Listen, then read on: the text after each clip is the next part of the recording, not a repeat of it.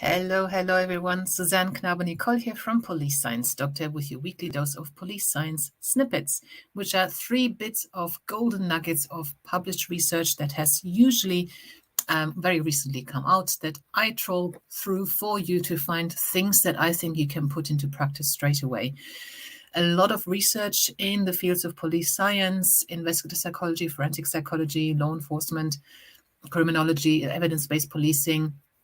Some of that is very abstract or extremely specific and niched, and it's not that easy for me to find something or 3 bits every week that I think you can at least think about applying straight away. But so far, I've always managed to find something that I can bring to you.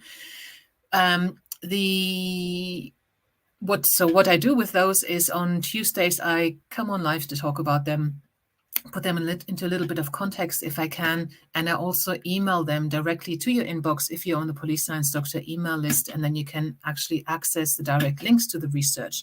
Whether you can access the full article or not is unfortunately beyond my control. That's down to the publishing company of the article, of the journal, but the abstract at least gives you a little bit of an idea of what it is about.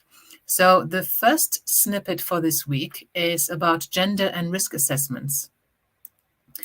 Risk needs assessments assist correctional staff in assigning supervision and programming. Females are frequently overclassified as to their risk of reoffending, relegated to a category higher than their risks indicate.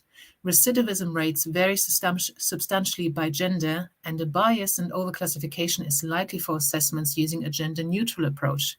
However, a gender-specific method can create prediction parity, rooting out overclassification. So we should not be using gender-neutral tools on females to assess their risk, because it will inflate their risk artificially.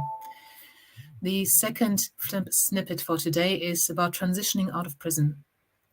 The transition from jail to community is a high-risk time for individuals experiencing substance use disorders, SUDs, with elevated risks of overdose and their substance-related harms, as well as high recidivism rates and reincarceration.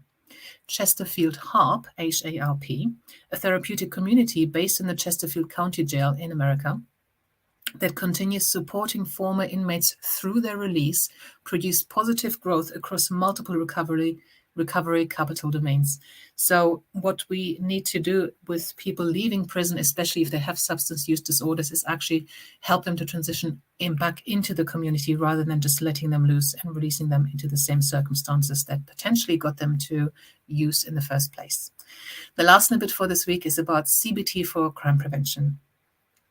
Cognitive behavioral therapy, CBT, is an effective intervention for individuals involved in the criminal legal system. A non-profit organization created and implemented a flexible curriculum based on the theoretical tenets of CBT called Rewire. So this was done for young people. Early exposure to high levels of Rewire CBT increased later program engagement, and participants were using the skills they learned to cope with situations involving violence and interpersonal relationships, suggesting the use of flexible CBT-informed programming can aid in reducing crime among high-risk individuals. So this was the study was done on youth who were deemed high risk at offending, and they found that this CBT program administered early in their journey was effective at reducing risk factors and giving them the skills they needed to deal with situations differently, which is exactly what we want from CBT. So I hope that there was something of use for you in there. Obviously, you guys have a range of different professions, so I can't always tailor content specifically to you. But if you're on the email list, you also get access to the website's read page. So just Google police science and go to policesciencedoctor.com and enter your details into the form that pops up. And then you can join the email list for free. That will give you access to the read page on which all the previous snippets are there. And there's now 156 of them times 3 each week. So hopefully there'll be something that will be of use to you. So thanks for tuning in. Thanks for listening. And I will see you again next week. Until then, bye-bye. Thank you for watching. I hope you found this content useful. You can get access to each episode's transcript with key learning points, timestamps, and references if you get yourself onto my mailing list. Just go to the main website on policesciencedoctor.com, and on the bottom of each page you will find a sign-up form for notifications of new content. Just enter your first name, your preferred email address, and the type of organization you work for. You will not get any spam. This is just for me to let you know about new content and for you to get access to all the transcripts.